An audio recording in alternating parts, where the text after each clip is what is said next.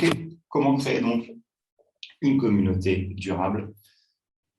Comme je le disais, on va essayer d'abord de s'entendre un petit peu sur les différents termes utilisés, juste pour partir un peu du bon pied et sur des bases communes.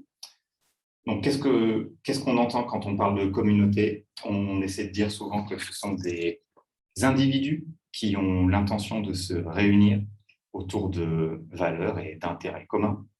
Il n'y a pas très longtemps, pour vous donner un exemple, je faisais une présentation, pas en ligne, mais en vrai, on va dire, en chair et en os. Et dans le public, un prêtre était là. Et lorsqu'il s'est présenté, le prêtre a dit que lui faisait partie de la communauté la plus nombreuse qui existe sur Terre. Et effectivement, ça pose un peu les bases de ce que sont des valeurs communes, des intérêts communs. Je ne m'attendais pas du tout à avoir un représentant, on va dire, du corps religieux, mais ça veut dire ce que ça veut dire quand on parle de valeurs communes et d'intérêts communs. Donc, bon, voilà un premier exemple sur ce qu'on peut imaginer être une communauté. Pourquoi je parle de durabilité? Grosso modo, parce qu'on veut que ça s'inscrive dans le temps. C'est-à-dire qu'on veut qu'il y ait un impact qui se propage vers les principaux acteurs concernés, quels que soient les noms qu'on leur donne, les membres, les participants, les clients, les salariés, les utilisateurs, etc. En fait, on a souvent l'exemple de mouvements qui arrivent à prendre un essor assez considérable et qui, dans le temps, s'essoufflent petit à petit ou dont la participation s'étiole.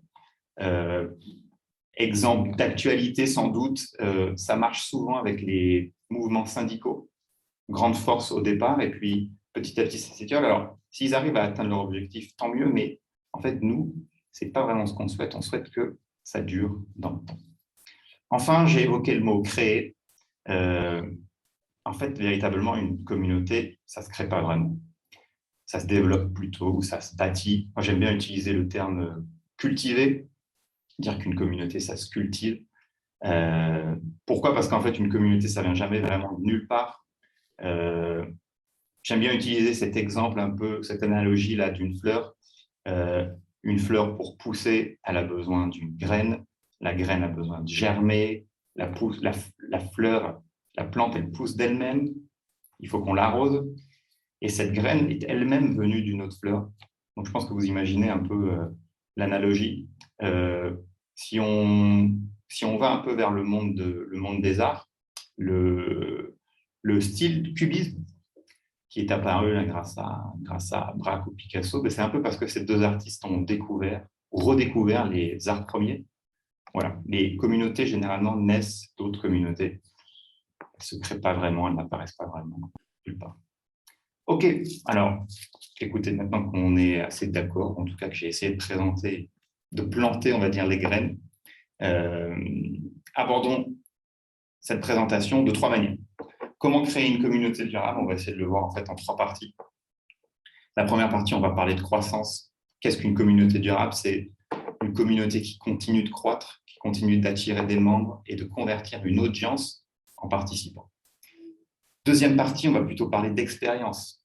Qu'est-ce qu'une communauté durable? C'est une communauté qui fournit une excellente expérience, qui réduit également son attrition. Enfin, troisième partie, on va parler d'appartenance. Qu'est-ce qu'une communauté durable? C'est une communauté qui réussit à créer un sentiment d'appartenance. Alors, sautons sur la première partie immédiatement et parlons de croissance. D'un point de vue stratégique, en fait, on a intérêt à proposer, notre but est de trouver en fait un intérêt à rejoindre notre communauté. Cette communauté, elle doit pouvoir répondre efficacement à un problème, elle doit pouvoir le résoudre. Et pour en être sûr, il suffit d'aligner sa stratégie de communauté avec les objectifs de son entreprise ou les objectifs de son organisation. Je vais donc vous présenter en fait 6 objectifs d'entreprise qu'une communauté permet d'atteindre. C'est la méthode, je la donne la méthode Paris avec les 2 R qui se suivent. Ça, c'est les 6 objectifs qu'une communauté permet de rejoindre. Vous avez la participation, vous avez l'ambassade, la rétention, la réussite, l'innovation, le SAV ou le support. J'essaie de m'arrêter sur chacun un petit peu. Quand on parle de participation ou d'engagement, par exemple, c'est qu'on observe en fait qu'un haut niveau de participation est souvent un signe de bonne santé d'une communauté. D'ailleurs, plus il y a d'activité et plus la communauté est perçue comme en réussite. Concernant l'ambassade, en fait, on veut des membres qui parlent en notre nom, que ce soit à l'intérieur et surtout à l'extérieur de la communauté. Ça peut se faire donc à travers des avis, à travers des témoignages ou à travers du partage de contenu ou l'organisation d'activités. La rétention, en fait, la communauté elle a besoin d'un pouvoir d'attraction et de rétention tel que les membres arrivent à développer un lien spécial entre eux et avec l'entreprise ou avec la marque représentée.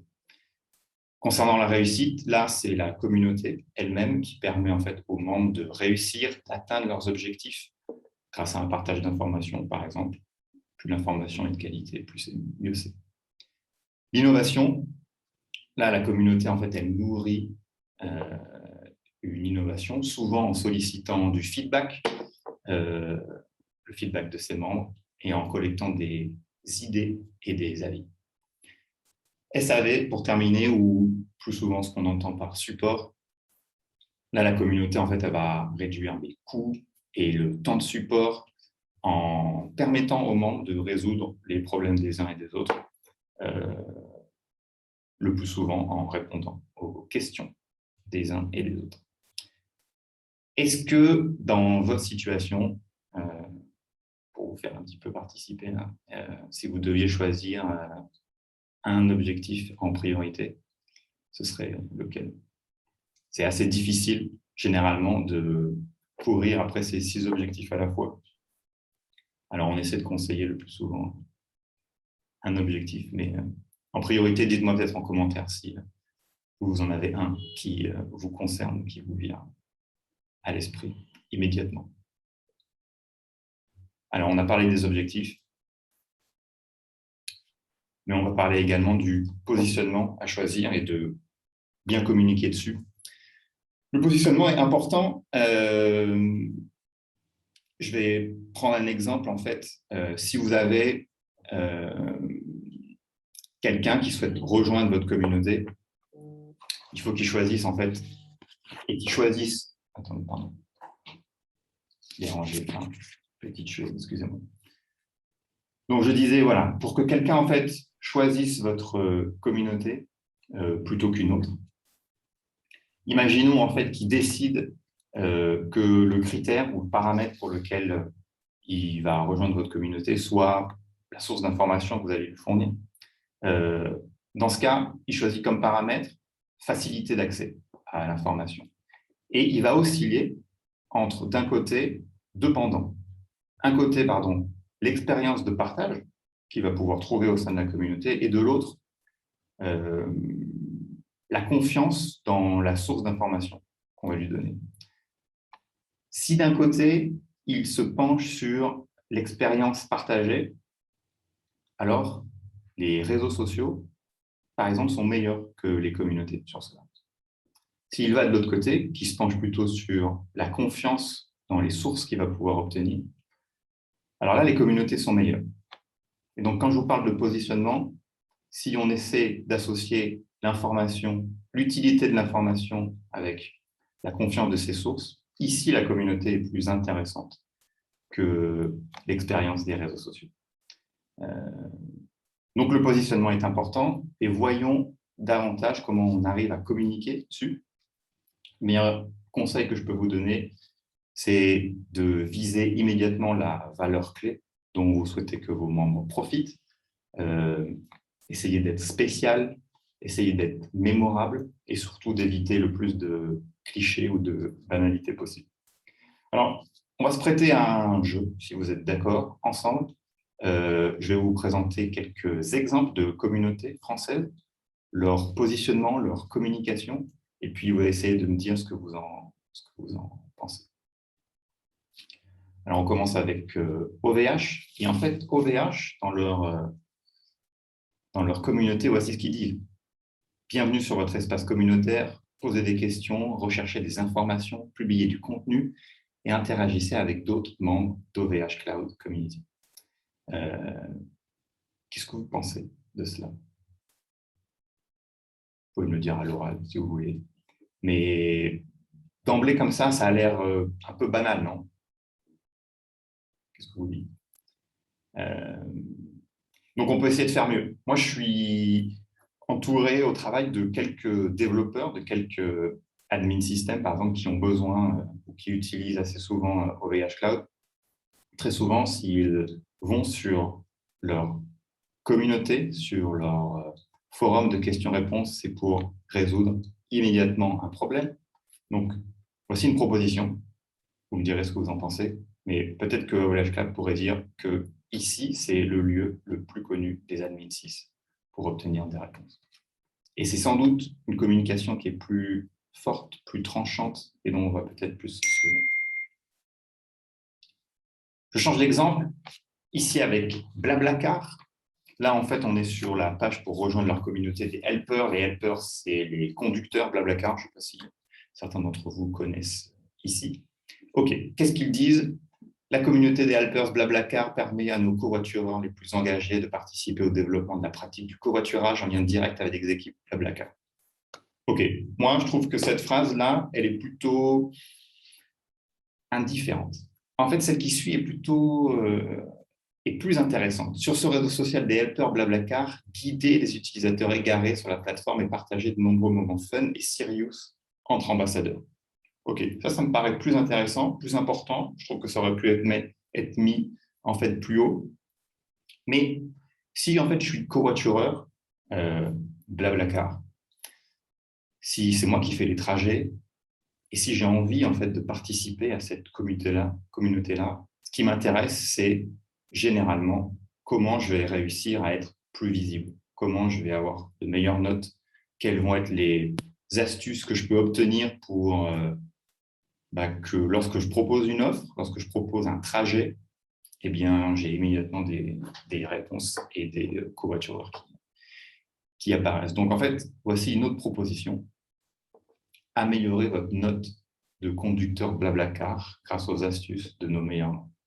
Et je me dis là aussi que c'est plus mémorable, que ça touche davantage aux bénéfices immédiats que je veux obtenir si je veux rejoindre la communauté. Nicolas? Oui. Mais j'ai juste, pour la communauté de VH, et celle-ci, là, de Blablacar, j'ai l'impression qu'on est dans la même démarche. C'est pas très communautaire. C'est-à-dire, qu'est-ce que ça m'apporte à moi? Mais moi, je ne vais rien apporter aux autres. Donc, c'est toujours unidirectionnel, il me semble. Tu veux dire dans ce que je propose ou dans ce que… Non, dans ce qu'eux proposent. Oui, dans ce qu'eux proposent. Totalement d'accord. C'est le même défaut. C'est un forum, en fait. Oui, totalement d'accord. Après, c'est une manière d'apporter une expérience utile, celle de forum, par exemple. On le verra ensuite dans la gradation des valeurs qu'on peut apporter dans une expérience de communauté. Mais l'idée, c'est effectivement, si j'obtiens immédiatement la réponse à ma question, alors je ne vais plus revenir utiliser la communauté, je ne vais plus participer à cette communauté. C'est ça. C'est ça. Donc, on construit pas un truc ensemble, on vient prendre un service. Oui, exactement. Voilà pourquoi, évidemment, le positionnement et la communication qu'on est lié à ce qu'on va voir ensuite sur la valeur qu'on arrive à apporter dans l'expérience de communauté. Mais, ok, tu l'as bien souligné. Là, c'était un exemple pour chacune des choses dont je me disais qu'on pouvait sans doute améliorer. Là, j'ai un autre exemple. Il s'agit de Miro. Alors, Miro, je ne sais pas si vous connaissez, mais c'est une communauté en fait, d'artistes photographes. Et je vous donne le contexte. Ils proposent une sorte de plateforme pour que les photographes puissent mieux travailler ensemble, s'apporter des missions, avoir du contenu également pour améliorer, on va dire, leur professionnalisme. Et surtout, propose aussi quelques outils de gestion de sa propre entreprise en tant que photographe. Donc, c'est très niché et très dirigé envers une catégorie bien précise d'artistes. Et eux, ils se positionnent ainsi. Vivez de, entre parenthèses, votre passion. Et là, en fait, moi, je trouve que le positionnement est plutôt bon, plutôt clair, plutôt évident. Il y a pas un jeu de mots, mais une manière de tourner la phrase, d'ausculter le 2 ou de le refaire réapparaître qui est intéressante, et ça veut dire ce que ça veut dire. Donc là, je trouve que le positionnement est plutôt bon pour le coup, et la manière de communiquer, normalement, elle reste. Ok, donc on a vu les objectifs, on a vu comment se positionner et communiquer ensemble. Ça, c'était pour la première partie croissance. Voyons désormais la partie expérience. Communauté durable, c'est donc une communauté qui fournit une excellente expérience et qui réduit son attrition. Quand je parle d'attrition, c'est aussi ce qu'on emploie en anglais, le mot churn, hein, c'est-à-dire les personnes, les membres qui s'en vont. Donc, première partie, ce sera réussir à réduire son attrition ou son churn. Bon, les membres d'une communauté et leur activité tombent souvent sous ce schéma classique du 90-9-1 que vous connaissez sans doute. Je le rappelle juste, 90% des membres participent peu ou pas du tout, 9% participent modérément et 1% seulement est hyperactif. Ce que ça veut dire, en fait, c'est que jusqu'à 90% des membres inscrits dans une communauté ne participent pas, peu ou jamais. La question qu'on peut se poser, c'est comment cela se fait-il alors qu'ils se sont justement inscrits pour y participer? Alors, soit on peut y déceler, dans notre objectif là, de réduire l'attrition, soit on peut y déceler en fait des signes avant-coureurs d'un départ de la communauté. Alors, voici quelques raisons, peut-être les principales, hein, qui expliquent pourquoi des membres quittent une communauté. On peut avoir une expérience qui est pauvre, démotivante, une perte d'intérêt dans le sujet, dans la marque, dans l'entreprise, une concurrence qui est meilleure, ça arrive aussi. Un objectif atteint, on en parlait tout à l'heure avec la réponse qu'on obtient à sa question, mais si en fait notre objectif en tant que membre a été atteint, alors on n'a peut-être plus de raison de participer à la communauté. Donc, d'un point de vue stratégique, lorsqu'un membre a un premier contact avec une communauté, généralement, il ne recherche pas immédiatement de l'appartenance. Ce qu'il souhaite, c'est plutôt un bénéfice immédiat. Donc, en fait, généralement, quand on parle d'expérience de communauté, on n'est jamais très loin de motivation.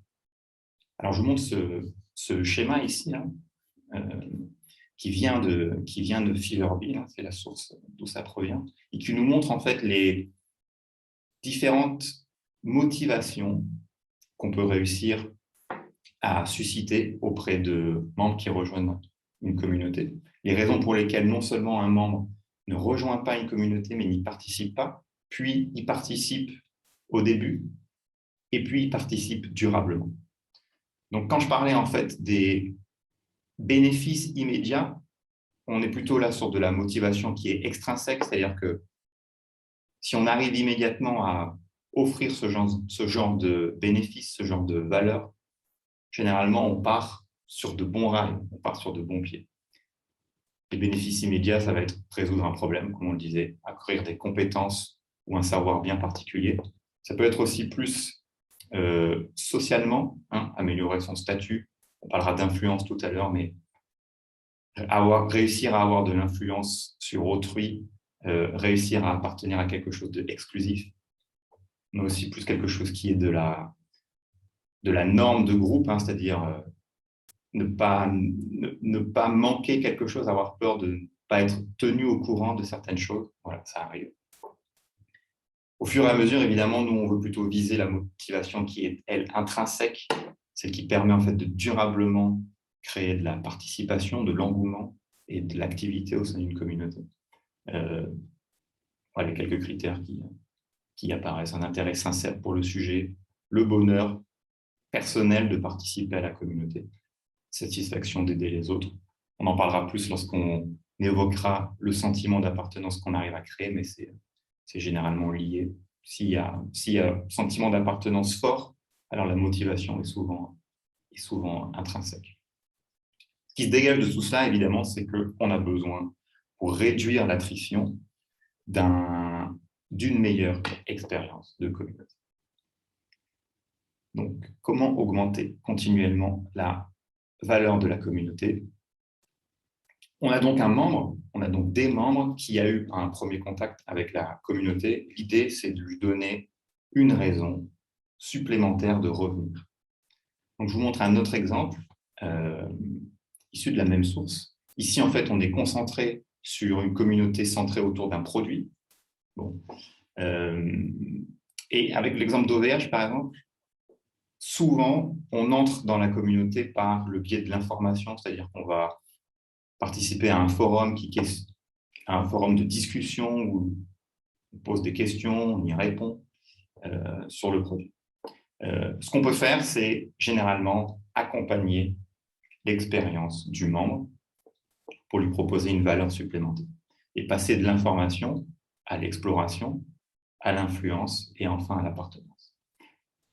Proposer des articles, proposer des tutos, proposer des ateliers sur un produit apporte de la valeur supplémentaire. Est une raison sans doute pour laquelle un membre reviendra dans la communauté, participera à nouveau. Influence, c'est jouer sur l'influence que va pouvoir apporter tel et tel membre sur la communauté. J'en reparlerai aussi dans le sentiment d'appartenance, mais une personne qui possède une expertise, une expérience particulière, aime généralement qu'on lui demande en fait de apporter cela auprès des autres membres. Donc, suggérer des idées ou un programme de super utilisateur, permettre aux membres en fait, de créer du contenu, peut jouer également et propose une valeur supplémentaire. L'idée, évidemment, c'est d'accompagner, comme je le disais à nouveau, l'expérience du membre en proposant une valeur supplémentaire. Évidemment, quand on propose une valeur qui s'améliore avec le temps, on change également le programme d'activité de la communauté. Donc voici sur deux thèmes qui sont vraiment très partagés dans les communautés, les discussions et puis les activités. Je suis resté sur les mêmes critères d'augmentation de la valeur. Mais je vais prendre l'exemple des discussions. Si on commence avec le côté plutôt simple, informatif de cette discussion-ci, comment je peux régler ce problème avec X, par exemple. La valeur, elle augmente si on propose une exploration, c'est-à-dire là, quel conseil gagnant auriez-vous pour faire telle action avec X? Là, on augmente la valeur sur l'exploration. On augmente la valeur aussi en créant de l'influence et en proposant une discussion suivante. Que pourrions-nous faire pour améliorer X? Et là, on fait appel sans doute à l'expertise et à l'expérience des uns et des autres. Voilà. Généralement, si on augmente la valeur proposée par la communauté, on change également le type d'activité qui est proposé. Et voilà un certain nombre d'exemples. Là, vous avez sur les discussions, pardon, et là, vous avez et en dessous sur les activités.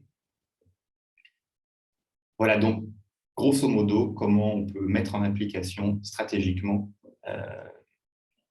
cette idée-là de proposer une meilleure expérience au fur et à mesure de la vie du membre dans la communauté. OK, troisième partie. Troisième partie sur l'appartenance. Une communauté durable, c'est une communauté donc, qui réussit à créer un sentiment d'appartenance. Là, la grande majorité en fait, des communautés en ligne coûtent beaucoup de temps, coûtent beaucoup d'argent également à ceux qui les mettent en place et généralement, elles finissent par échouer. Je vous parlais un petit peu de cet effet soufflé.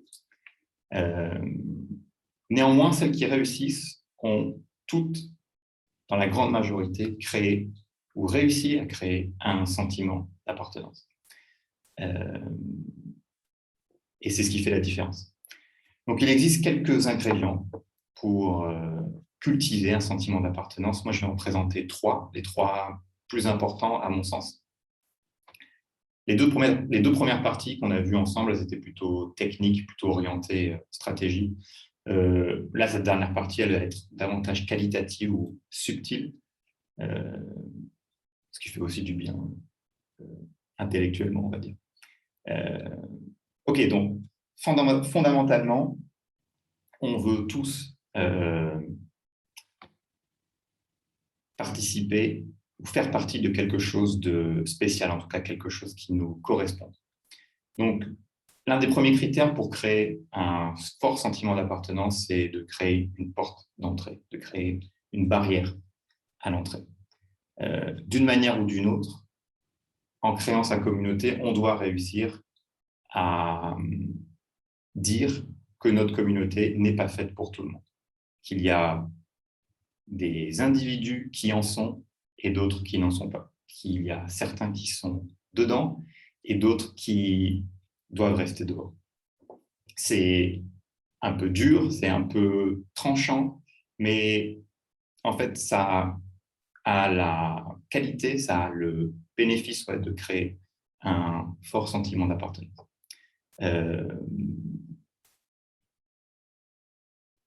En fait, ce qu'on aime par-dessus tout, c'est l'exclusivité. Et je pense que quand on fait partie de groupes exclusifs, de communautés exclusives, on se sent plutôt bien chez soi, on se sent plutôt à l'aise. Je vous donne un exemple sur comment créer. Je vous donne 2 exemples sur des portes qui ont été créées, des barrières qui ont été créées à l'entrée. Carrefour, tout d'abord. Carrefour a réuni 15 super utilisateurs, 15 super consommateurs sur WhatsApp, avec qui ils discutent quotidiennement. Mais ces 15 clients, ces 15 super consommateurs participent également aux discussions du groupe et aux décisions prises par le groupe. Je parlais d'exclusivité, je parlais de sentiment d'appartenance. Croyez-moi, parmi ces 15 personnes-là, il y a un fort sentiment d'appartenance à Carrefour. Autre exemple, Apple, là au sein plutôt de ses salariés, de ses employés, Apple crée en fait un groupe de ses 100 salariés les plus méritants avec qui des activités exclusives sont organisées, mais également des décisions stratégiques sont prises. Croyez-moi, surtout pour une boîte comme Apple, ces 100 personnes-là, elles ressentent cette exclusivité, elles ressentent fortement ce sentiment d'appartenance quand elles font partie des 100. Donc, une porte à l'entrée, ça aide à créer un sentiment d'appartenance et généralement, plus la barre est haute et plus le sentiment d'appartenance est fort. Alors, comment créer plus précisément ce type de porte, ce type de barrière à l'entrée?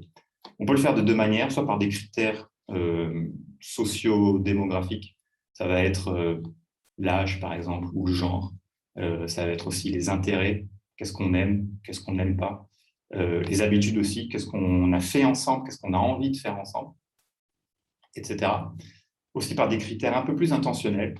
Un entretien, par exemple, lorsque un nouveau membre décide de entrer dans la communauté, ou en ligne, par exemple, ça peut être un formulaire. Et là, vous réussissez en fait à créer des strates à l'entrée, et c'est plutôt intéressant aussi. On rejoint moins facilement une communauté si, après avoir cliqué sur un bouton, par exemple, il y a un formulaire avec tout un tas de questions qui nous sont posées, auxquelles on doit répondre, que si c'est un simple bouton auquel on clique et où on rejoint immédiatement la communauté. Voilà quelques manières de créer des portes à l'entrée. OK. Autre moyen de créer un fort sentiment d'appartenance, c'est de créer un lien émotionnel commun. Alors là, on peut le faire de 2 manières. Les histoires communes, d'abord. Connaître l'histoire de la communauté dans laquelle on veut appartenir, de la communauté qu'on veut rejoindre. C'est toujours bon. C'est toujours bon de partager quelque chose de narratif ensemble. Ce qui est intéressant de retenir dans cette situation-là, c'est les bons souvenirs, les bons moments, les étapes clés de la communauté, les membres piliers, voilà, ce genre de choses. Bien sûr, on veut aussi que nos membres partagent quelque chose d'unique. L'histoire de la communauté est une chose, mais les expériences communes en sont également une autre. Là, je vais prendre un exemple plutôt sensible, plutôt triste même. Pour une grande partie des Français, le 14 juillet 2016 évoque pas forcément grand-chose. C'est un 14 juillet plutôt anodin, un 14 juillet comme les autres. À Nice, il a une saveur un peu particulière, puisqu'il y a évidemment, comme vous le savez, comme vous vous en souvenez, maintenant que je le dis, correspondu au fameux attentat du 14 juillet. Et donc, en fait, le 14 juillet, pour les Niçois, ça a une saveur un peu particulière. En tout cas, on a tous en souvenir quelque chose de commun. Et on se rappelle tous de cette date dans les années à venir. On sera tous capables de se rappeler où on était et ce qui s'est passé à cette date-là. Mais voilà, c'est une genre d'événement, alors non voulu ici, mais qui crée quelque chose de commun et de particulier émotionnellement entre les membres, de manière plus réjouissante. Un conseil, c'est de généralement célébrer les petites victoires. Voilà quelque chose qui suscite de l'émotion commune auprès des membres. Les choses banales du quotidien comme les anniversaires, les naissances, c'est pas banal, pardon, mais les mariages aussi, c'est pas banal, mais les déménagements, voilà, ça c'est des choses qu'on peut essayer de célébrer en commun parce que c'est des choses que tout le monde partage, que tout le monde vit et que tout le monde est capable d'apprécier et de féliciter. Donc voilà, jamais hésiter à célébrer les petites victoires parce que ça crée également l'émotion commune et partagée. Donc c'est une autre manière là, de créer un fort sentiment d'appartenance. Ok, passons, on va dire plutôt là du côté obscur de la force. Mais je trouve que c'est un autre aussi critère dans la manière de créer un sentiment d'appartenance qui est intéressante, c'est le pouvoir et l'influence. On sait que les membres qui participent à une communauté, j'en parlais un petit peu précédemment, le font aussi pour généralement se comparer aux autres et s'élever auprès des autres. Donc, pour susciter ce sentiment, on va dire, embryonnaire de pouvoir chez les uns et chez les autres, on peut faire appel à l'expertise et à l'expérience de chacun. Alors là, de deux manières. Soit en demandant aux membres, lorsqu'ils s'inscrivent, ce qu'ils souhaitent ou ce qu'ils pensent apporter à la communauté. Bonne manière là, de créer cela. Soit régulièrement, dans l'expérience de communauté, demander aux uns et aux autres de venir apprendre, de venir enseigner à la communauté un savoir, une méthode, une technique qu'ils maîtrisent. Voilà une bonne manière de provoquer cette influence ou ce pouvoir que généralement les gens veulent exercer sur les autres. L'idée, c'est de créer de plus en plus des occasions pour que les membres puissent être vus, puissent être entendus, puissent être lus. Souvent, on remarque que c'est quand on ne peut plus influencer les autres membres de la communauté que la participation cesse, que la participation s'arrête. Donc, c'est intéressant aussi, je trouve, de titiller et insister sur cette notion de pouvoir et d'influence. Ces trois points-là, ces trois critères que je trouve les plus importants là, sur le sentiment d'appartenance, créent donc généralement une assez belle opportunité pour les entreprises, évidemment un sentiment de communauté assez formidable pour les membres, et puis une expérience fantastique pour eux également. Je finis donc là ma troisième partie, et ça finit également cette présentation sur comment créer une communauté durable. Et si vous voulez, on peut désormais aborder ensemble des questions et des réponses, si vous en avez, ou je ne sais pas, évoquer des cas particuliers. Mais j'ai fini là, et donc n'hésitez pas, si vous voulez, à ce qu'on échange ensemble.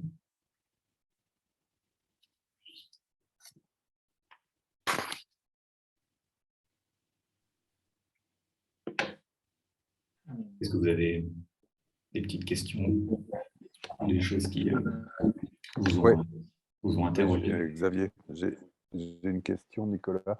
Là, on est dans la... C'est hyper clair, la théorie. La difficulté, comme toujours, c'est la mise en œuvre. C'est là que je pense qu'il y a autant de différences, de manières différentes que de communautés, même si on est obligé de respecter un peu les règles que tu as bien clarifiées. Ce serait intéressant de pouvoir rentrer dans le détail des projets des autres participants, là, dont on est 5 ou 6. Savoir comment chacun voit sa communauté ou son projet de communauté, ça serait peut-être intéressant pour les autres. C'est une suggestion, sans en parler chacun une heure. Mais... Oui, tout à fait. Tu as raison, Xavier, de présenter de pointer les nuances particulières ensuite que chaque communauté aura. Évidemment, j'essaie moi d'avoir un regard plutôt général lorsque je fais ce genre de présentation. J'ai essayé de donner quelques exemples particuliers, mais effectivement, la situation de chacun prévaut. Donc, ouais, si certains veulent témoigner de leur cas particulier. Vous m'entendez là? Oui. Oui. Oui. Okay. Moi, j'ai trouvé pas mal de choses intéressantes et que je peux mettre en pratique directement. Je suis coach sportif et je me sers beaucoup des réseaux sociaux pour communiquer et du coup, créer une communauté autour de ce que je fais moi, parce que je vends quelque chose une programmation en ligne et du coup, il faut que je puisse convaincre ceux qui sont abonnés à mes réseaux de s'abonner à ma programmation, etc. Donc, du coup, là, il faut que je puisse comprendre les process pour capter l'attention des abonnés et montrer qu'ils existent. Bien sûr. C'est intéressant. Est-ce que il y a non seulement, tu proposes non seulement des cours en ligne, c'est ça? Ou il y a un programme? Pardon. C'est seulement un programme. Je n'interviens pas en visio. C'est celui qui me suit, il est déjà autonome dans la façon de s'entraîner. Et moi, je diffuse juste les plans d'entraînement.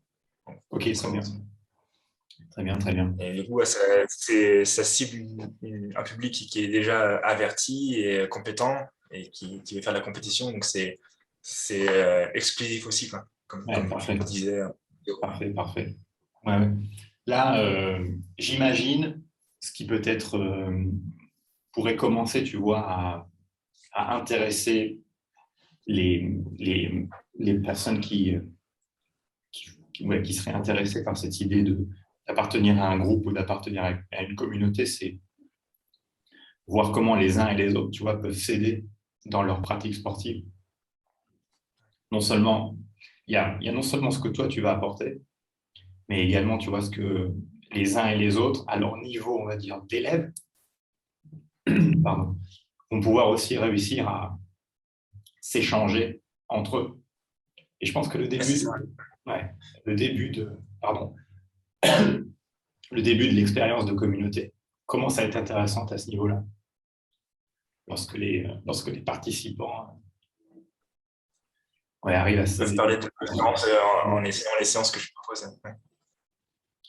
Ouais, tout à fait. Je pense que l'expérience, elle peut démarrer là et être intéressante pour tout le monde. Ça marche. C'est bon pour moi. Éventuellement, moi, pour donner un cas pratique aussi, déjà, merci pour la presse, ça donne plein de billes et de façons de relire les choses. Nous, aujourd'hui, sur Feedback, on anime ce qu'on pourrait appeler une communauté de pratique autour de la gamification, donc, même du jeu, des usages du jeu en entreprise, c'est plus large. On a aussi des gens qui font du jeu pédagogique. Et on a à peu près un peu plus de 300 membres sur un Slack avec des choses qui se passent, des échanges de ressources, de l'aide sur mon projet. Je me suis bien noté un truc, c'est la porte d'entrée. Aujourd'hui, on a un lien sur le site où on clique et on est dedans. Et c'est bien, mais je pense qu'effectivement, de rajouter un peu de friction, c'est une bonne idée, dans le sens où ça nous permettra un peu mieux d'identifier qui, comment, ce que je fais d'ailleurs dans d'autres communautés où je suis, où on est moins et où du coup, je prends le temps d'accueillir les gens au téléphone, etc. Et du coup, moi, un des sujets et je pense qu'il y a un des défis pour l'année prochaine aussi pas mal, c'est comment on trouve des bons relais, des personnes sur lesquelles s'appuyer dans la communauté. Parce que la rendre durable, c'est aussi pas faire tout reposer sur une, deux personnes. Et je sais pas s'il y a des tuyaux ou s'il y a des trucs. Ou s'il y a... Ouais, tout à fait. Je vais commencer avec la porte d'entrée et ça suivra ensuite ma réponse à ton autre question. Mais ouais, la porte d'entrée va te permettre également, tu vois, non seulement de collecter, par exemple, de l'information, je pense intéressante si on veut avoir de l'information sur les membres qui nous rejoignent immédiatement et rebondir dessus ensuite dans, tu vois, l'onboarding concret et puis ensuite, on va dire, l'expérience de communauté dans les activités, par exemple. savoir un certain nombre de choses sur nos membres dès le départ, c'est vachement cool, je trouve. Ensuite, généralement, parmi les membres qui participent le plus, il y en a toujours quelques-uns qui s'y détachent. Je parlais tout à l'heure du 1% qui est hyper actif, qui est non seulement demandeur, mais en plus qui est toujours le premier à proposer quelque chose, à organiser quelque chose ou à être présent. C'est toujours intéressant d'aller les voir et de leur demander s'ils veulent un rôle particulier. Et à mon avis, ça peut commencer ainsi. Avec Carrefour, on parlait des super consommateurs. Voilà un rôle qu'ils ont, par exemple, bien particulier au sein de la communauté, avec des tas de missions qui leur sont demandées par la suite pour, j'allais dire, élargir en fait la mission de Carrefour, ici en l'occurrence. Et on joue là sur un biais qui est extrêmement simple, c'est-à-dire on va davantage faire confiance à une personne qu'on connaît et qui nous conseille telle et telle chose qu'au message d'une marque, par exemple, ou qu'au message d'une entreprise. Si on peut jouer par ce biais-là, c'est super. Mais effectivement, se reposer sur des membres piliers pour que la communauté soit plus durable, c'est une super idée. Et ça se pense, je pense, de manière assez simple, c'est en allant voir. Enfin, c'est un bon prétexte pour aller voir et pour aller discuter avec les membres les plus actifs au départ. Et je pense que c'est assez simple de les identifier immédiatement. Ouais, je pense que on va arriver à faire une liste assez rapidement. Ouais, c'est ça. Une liste et ensuite discuter avec eux individuellement ou collectivement, tu vois, de ce qu'ils auraient envie de faire, ce qu'ils auraient envie de faire de différent ou envie de faire de nouveau. C'est une bonne manière aussi, tu vois, d'écouter ses membres. Généralement, eux, ils font aussi remonter un certain nombre d'infos. Alors, d'autres membres qui sont un peu moins actifs, par exemple. Mais avoir un échange avec un groupe un peu plus exclusif de personnes qui participent plus, c'est super, je trouve. Yes, merci. Benjamin, je viens de réaliser que tu es le frère de Mathieu, c'est ça? Ou le frère, c'est ça? Tout à fait, oui. Ouais, exact. Alors, il m'avait parlé de toi, exact. Et c'est vrai que tout à l'heure, on t'entendait pas très bien. Mais là, non seulement avec ton nom, tu nous avais dit ton prénom, mais là, je vais voir ton nom de famille, donc enchanté. Enchanté. Ok, cool. Est-ce que ça vous va jusque-là? Est-ce que vous avez d'autres questions ou d'autres points que vous voulez aborder? Ce que je vais essayer de faire, moi, évidemment, c'est de vous envoyer l'enregistrement. Comme ça, vous pourrez non seulement revoir les slides, mais revoir quelques parties peut-être intéressantes pour vous. Et puis, voilà. Ok. Ouais, ça vous va? Ouais, c'était très bien. Ouais. Okay. Merci. Yes. Merci, Nicolas. Ouais, pas de problème. Ouais, c'est bien parce que ça donne un angle un peu différent par rapport à ta newsletter là, que tu envoies avec la succession d'une dizaine de mails. C'est vachement bien intéressant. C'est très progressif. Ça laisse du temps pour réfléchir entre deux éditions. Donc là, ça donne un bon complément, je trouve. Bon, mais content que ça te plaise. Merci. Ouais, merci bien. Merci beaucoup. Super. Merci, Nico. Madalena, merci. Et à bientôt. À bientôt. Ouais. Yes. Et joyeux Noël, bonne année à tout le monde. Yes. Au revoir. Bonne journée à tous. Bye. Merci et merci.